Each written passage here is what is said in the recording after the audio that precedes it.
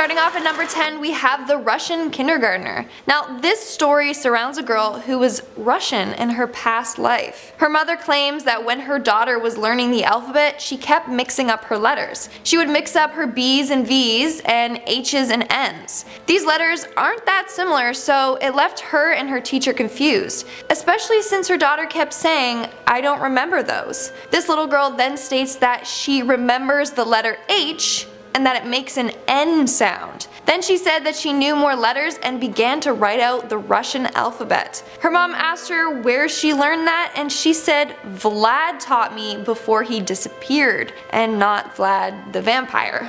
This little girl claimed that Vlad was her brother in her past life. How freaky! Like, there's no way that this young girl just happened to know the Russian alphabet, unless it was from her past life.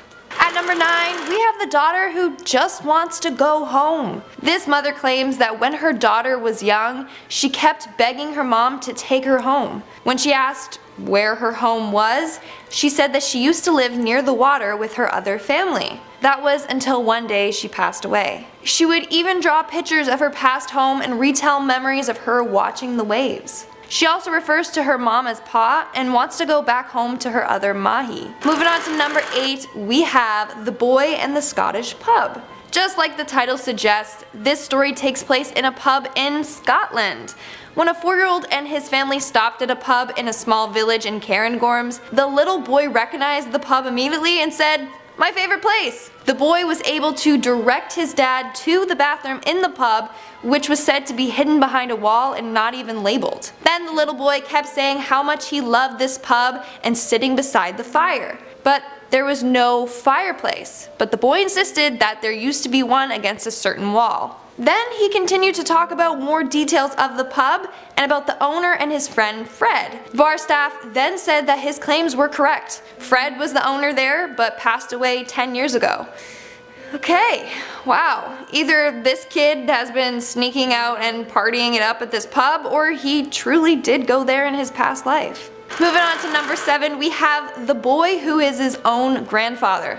Yeah, you heard me correctly. This boy claims to be the reincarnation of his grandfather. A year before Gus Taylor was born, his grandfather had passed away. However, when the baby was 18 months, he started referring to himself as his own grandfather, Grandpa Augie. When he was 4, he could point out his grandpa in photographs despite never even seeing him before. Gus would also talk about his sister. Now, the grandfather's sister had been murdered and they always kept that from Gus, but somehow he already knew this detail and would continuously talk about his past sister. Creepy. And also super confusing. So the grandfather was the dad to Gus's mom, but his mom gave birth to her dad, the grandfather? That's so weird. Next up at number 6, we have Cameron McCauley. Now, there is a short little documentary on Cameron in case you are wondering and want to check it out as well. So basically, when Cameron was 2 years old, he kept saying that he had another life on a remote island called Barra. Now, Cameron was from Glasgow, but Barra is an hour flight away, approximately 220 miles from Glasgow. For 3 years, Cameron kept talking about his family in Barra. He said he had brothers and sisters and even had a black and white sheepdog. He said he remembers living in a white house near the beach and remembers planes landing nearby. He even remembers the view outside from his house's window. Cameron began missing his family so much that he would become super upset. That's when they ended up going to Barra to find his home. When they did find his home, it had the same view that Cameron described and was apparently even home to the same dog. However, Cameron said he had a father named Shane Robertson that passed away from getting hit in a car. This is the one thing that doesn't check out. Apparently there was never a Shane Robertson that lived there, so who's Shane? Honestly, maybe it was his father from like 2 lives ago.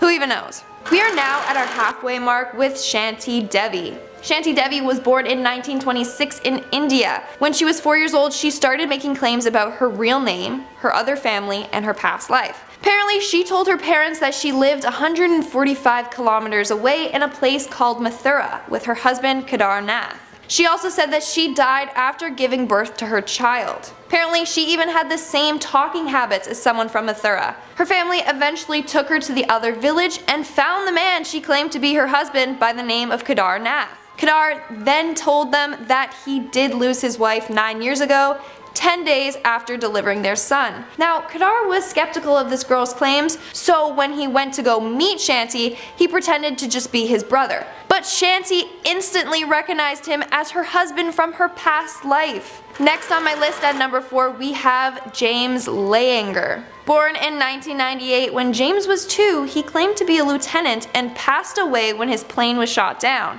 Now, just like any other parent would do, they just brushed it aside, saying that he had a wild imagination. But then he kept describing accurate information. When they researched into this plane crash, they found that there was an American pilot named Lieutenant James Houston Jr.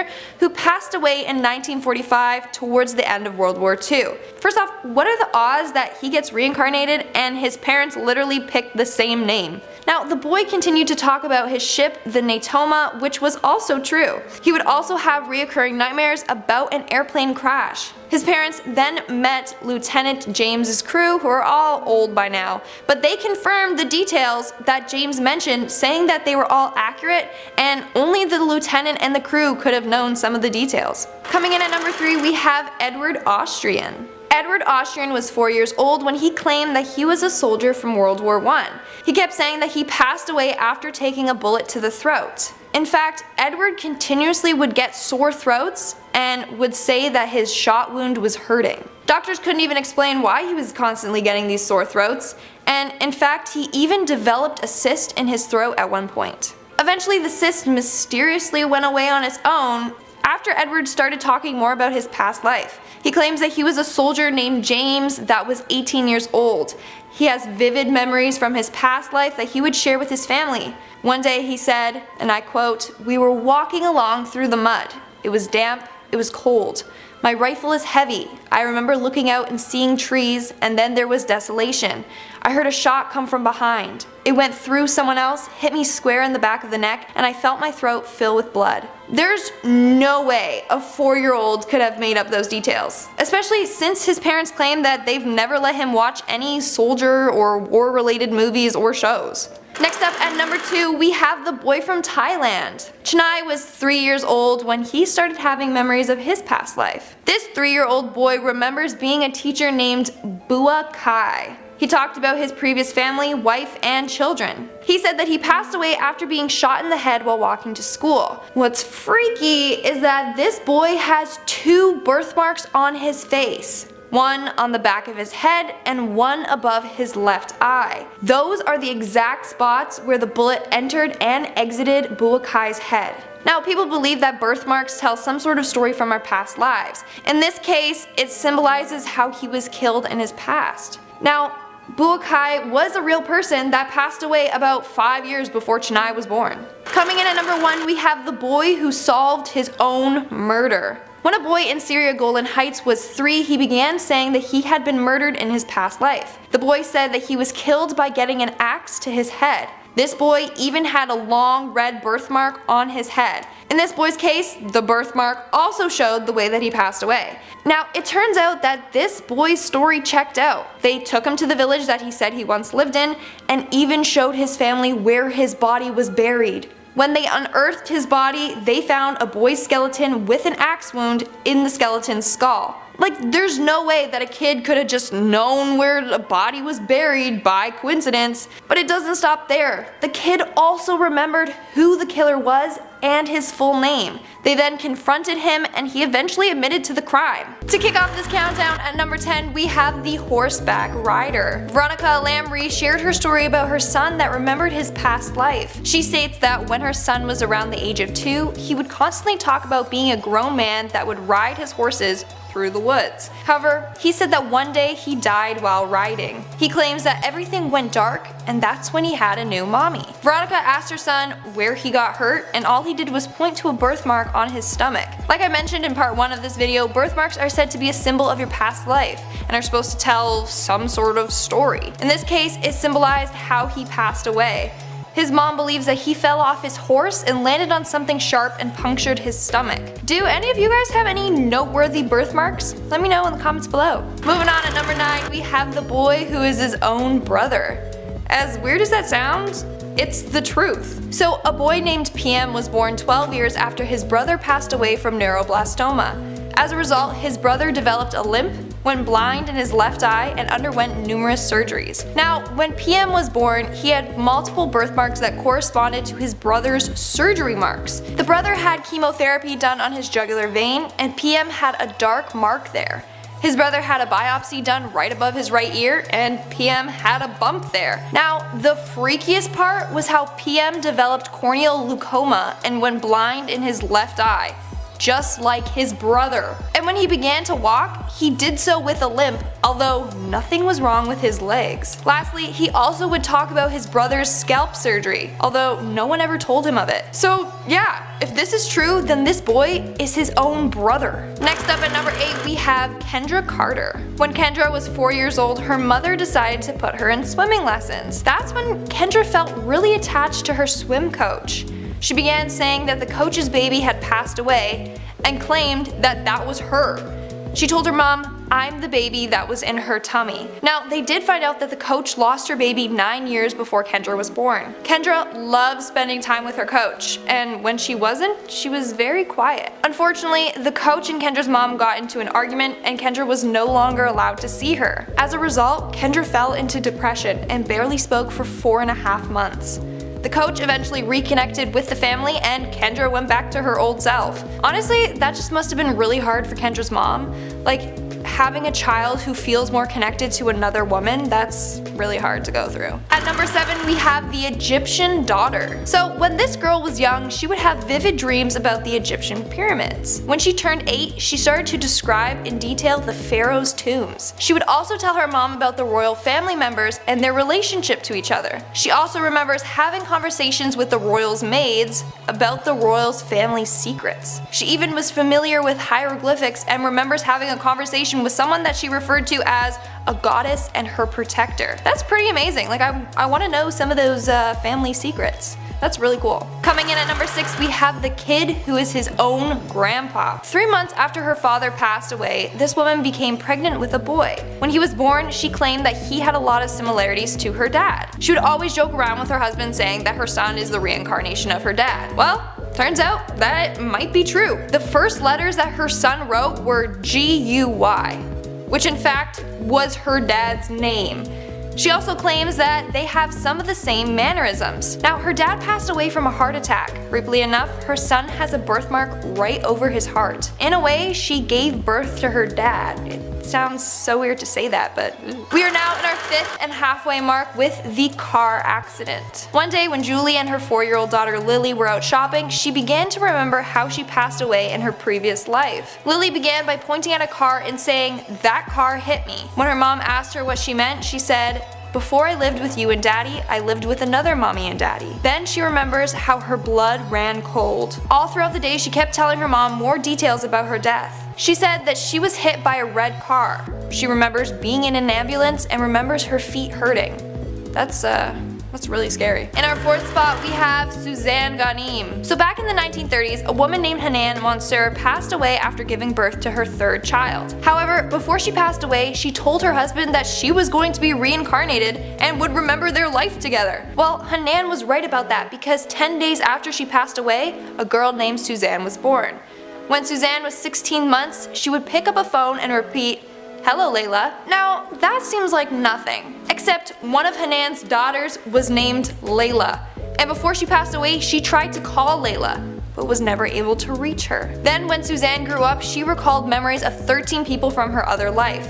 The two families ended up connecting, and they remained in contact for the rest of their lives. Hanan's husband even regarded Suzanne as a member of his own family. Coming in at number 3, we have a girl who remembered being on the Titanic. This woman claims that when she was 12, she started getting memories of her being on a ship. She stated that she would often be overwhelmed by a claustrophobic feeling and a rocking sensation, as if being in a small room on a ship. Now, one day she ended up watching a history program on the Titanic. That's when she would see clips of people and clearly recognize them and remember their names before the film even mentioned who they were. Then she visited a Titanic exhibition in Copenhagen. When she saw the reconstruction of some of the cabins, she immediately felt ill and had the same rocking sensation. Now, the freakiest part is when she saw a ring in the exhibition which supposedly belonged to an unidentified female traveler. She immediately felt a connection to that ring and knew that it was her engagement ring. In our second spot, we have the reincarnation of Anne Frank. Yeah, that's right, this next young girl claims that she is the reincarnation of Anne Frank. So I'm sure we have all heard of the sad story of Anne Frank. Well, 9 years after she passed away, a girl named Barbo was born. Now, as soon as Barbo could speak, she said that she wasn't in her real home and stated that her parents were not her real parents. She also would have nightmares of men breaking through her attic door. When Barbo discovered who Anne Frank was, she realized that they shared a lot of the same memories. When she was 10 years old, she visited Amsterdam and took her parents to Anne Frank's house with no directions or help. When in the house, she knew the entire layout of it and took her parents to the attic. Now, sadly, Barbo struggled a lot during her childhood to get past all the fears that she had from her past memories. And in our number 1 spot, we have the Hollywood star. Now, this next kid remembers being an actor from Hollywood. How cool is that? So this little boy's name is Ryan, and when he was 5 years old, that's when he started claiming that he was someone else. He claimed that his real home was Hollywood and he missed dancing in Broadway productions. He also remembers meeting some stars like Rita Hayworth and remembers an agency where people would frequently change their names. Now, how on earth does a little 5-year-old know so much about the industry? He also said he used to live on a street with the word rock in its name. Now, his mother Cindy was so shocked at how much information Ryan knew, so she decided to do some research of her own. She found a photo while researching Hollywood stars, and Ryan pointed to a man and said, "That's him." The man's name was Marty Martin. He was a movie extra in the film Night After Night, as well as a Hollywood agent. Now, all of Ryan's claims checked out. Marty danced on Broadway, worked at an agency who created new stage names for their clients, and even lived at 825 North Roxbury Drive. Rocks. Ryan also knew how many times Marty was married and knew that he had 2 sisters. So what do you all think of this one? I say put his acting and dancing skills to the test. See if he's still got it. Starting us off at number 10 is Ryan. At the tender age of 4, Ryan started going around his house directing imaginary movies, shouting action and so on. And at first his parents thought it was cute, but then it quickly became a nuisance when Ryan would wake up in the middle of the night screaming and saying he dreamt he was in Hollywood and his heart exploded. The doctor boiled it down to night terrors and his parents stayed patient with him. Then one night before bed, Ryan grabbed his mum and told her, "I think I used to be someone else." He remembered a big white house and a swimming pool. It was in Hollywood. He had 3 sons, but he couldn't remember their names. Ryan then started crying when he couldn't remember his sons' names. His mum then did some research into reincarnation in Hollywood and bought a bunch of books on it. One day when flipping through one of the books, Ryan pointed to a black and white picture from a 30s movie called Night After Night and pointed to a man in the photo and said, "That guy's me, I found me." The picture was then sent to a few film archivists before the man was identified as Martin, an extra in the film. Ryan's family flew to California to meet Martin's daughter, and everything he had said about her dad was 100% true. Martin was a Broadway dancer, agent, and more, and yes, he did have 3 sons and a daughter. Coming in at number 9 is Dorothy Eady. Born in January of 1904, Dorothy's family lived in the Blackheath area of London. When she was 3, Dorothy had a bad fall down the stairs and her pulse stopped. She was declared dead but miraculously came back to life an hour later, but this step into the afterlife left her different. Dorothy started having dreams and visions of a large columned building and kept saying she wanted to go home. When she was home, she was born in Blackheath and was still there. A year later, the family took her to the British Museum, and when she saw pictures of Egypt, she immediately said that was home. She felt like her visions were so real that in 1933 she moved to Egypt to be with her husband. They ended up getting divorced, but she stayed in Egypt working as a folklorist. It's believed in her previous life she was a woman called Bentraisht, an orphan who was adopted by the temple of Komel Sultan. Dorothy claimed she didn't remember ordinary life, meaning most of her life was spent inside the temple. She also said she was King Seti's lover and that he got her pregnant, and instead of ruining his life and reveal that he's the father, she just committed suicide, which is not the best way out. At number 8 we have Shanti Devi. Born in India back in 1926, Shanti started going to school at the age of 4, and that's when certain flashbacks and visions started coming back to her. She started saying she was from Mathura and that you could find her husband over there. The 4-year-old girl apparently has a husband, okay. She also said she gave birth to a son, but that she ended up dying 10 days later. Shanti was so desperate to know whether these visions were real or not that she even tried to run away at the age of 6 to try and go to Mathura. The case was so well known that Mahatma Gandhi himself set up a commission just to investigate it. They found a merchant in Mathura whose name was Kedar Nath, and he told them that his wife Lugdi Devi had died 9 years ago, 10 days after giving birth to their son. Shanti knew a lot about Kedar and Lugdi's life together, and even Kedar was convinced that Shanti was Lugdi's real reincarnation. She knew about their life in that much detail. Can you imagine? So much detail that the husband was like, yes, this is my wife. Filling at number 7 slot is James Leininger. 2-year-old Louisiana kid James was always obsessed with his toy planes, but at one point he started having terrible nightmares of being in a plane crash. He'd scream while still asleep, saying things like airplane crash on fire, little man can't get out, and he would kick and thrash around in bed. Even during the day when he was awake, he would crash his toys into furniture around the house and yell airplane crash on fire. When his parents finally confronted him, he said he had been a pilot and that he had flown off a boat. Apparently it was called Natoma, and so his dad said that sounds Japanese, to which James said no, it's American. James went further and said he piloted a Corsair plane and that his nickname had been Little Man. These aren't just visions, this is proper detailed recall. After doing more research, his dad found out that there was an American aircraft carrier called the USS Natoma Bay, and the mission had lost one pilot, James Huston. And the death was exactly like James had said, exploding, then crashing into the water and sinking. It's also very sus how they have the same first name.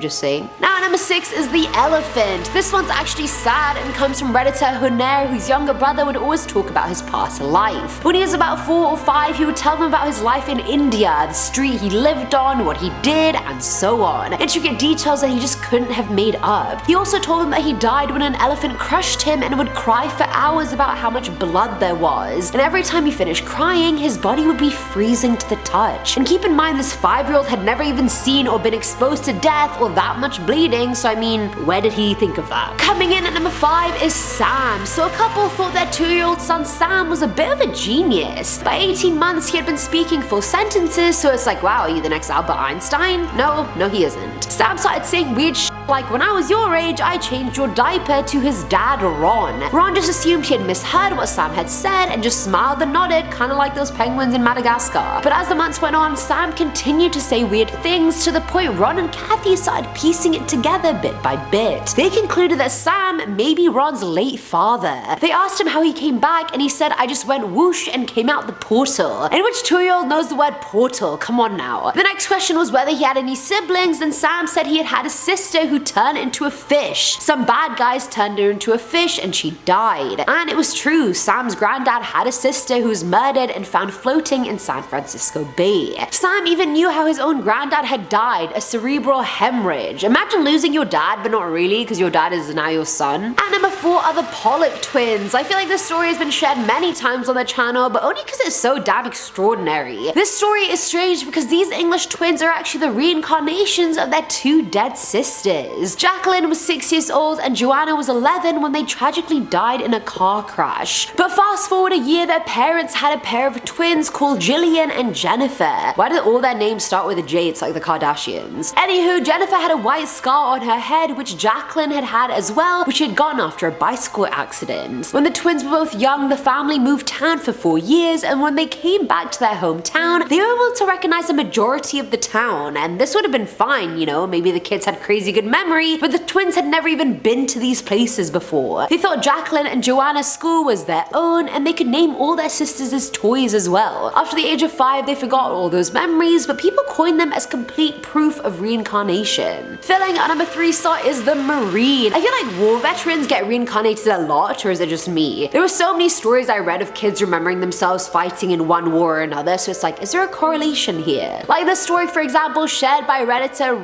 Rutherford 2000. 23. She shared that her oldest son was named after a Marine who was on her husband's last deployment. Apparently he had died on that deployment, but her son had no idea about any of that. One day, as they were all driving to the user's sister's house, they happened to pass the military base where the veteran's namesake was buried. When her son saw it, he said, "I'm buried over there." The parents are like, "I'm sorry, what did you just say?" And their 3-year-old son says, "I'm buried over there in the ground, you know, from when I died when I was fighting bad guys with daddy, before I was your kid." Mind you, they had never driven to this side of the city before or even spoken about the Marine he was named after. Now, number 2 is China. This one's from Redditor Hi Dingo Doo, who said they remember when they had just learned to speak in full sentences and would walk around the house with this huge cloth bag. Anytime his mum asked him what the bag was for, he would say for delivering messages, like I did in China, despite not having any relation to China or even being Chinese. This sort of thing became a recurring thing in the house, and the user would mention intricate details about his life in China and that his English name had been Bob. Alright Bob, carry on. And finally, at number 1 is the burning. This one's just plain ominous, and I would be scared of my daughter if she said this to me. I'd be like, or finished for you. No, I'm kidding. That was savage. Shared by BuzzFeed user Very Angry Goo, she said that when her daughter was nearly 4, she was playing with her toys on the floor one day, and then she turned to her and said, "Mama, I need to tell you something." So obviously the user was all ears, like any parent is when their infant child wants to share something with them. Her daughter then goes, "Before I was me and before you were my mama, I burned." And the user was like, "What do you mean? Why would a 4-year-old even know what being burnt meant?" She continued and said, "My old mama tried to get me out, but the door was stuck. My skin looked weird." Can you imagine that? Your kid remembering they burned alive in their past life and that their mum couldn't save them. Scarring. Traumatic. More tragic adjectives.